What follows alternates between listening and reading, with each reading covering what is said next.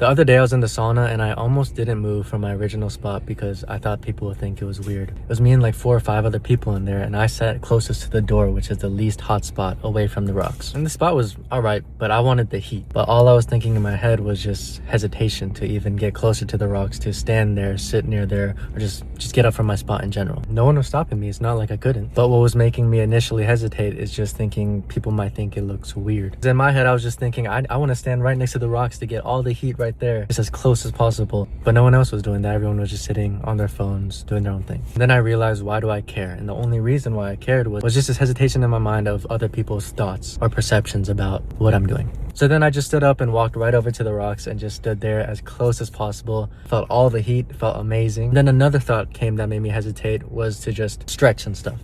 And then I was like, again, why do I care?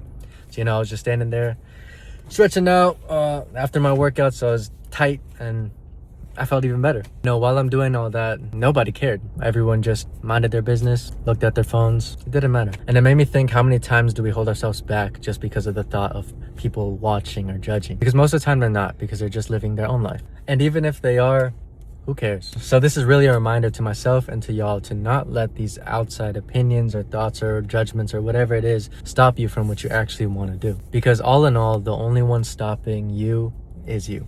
And that's it. And I know that's a very random example, but I just thought of it and I wanted to talk about it. And if you made it to end, I hope you have a blessed day. Thank you for watching. And if you didn't make it to the end, well, I still hope you have a blessed day. And thank you for watching at least a little bit. So see you all next time.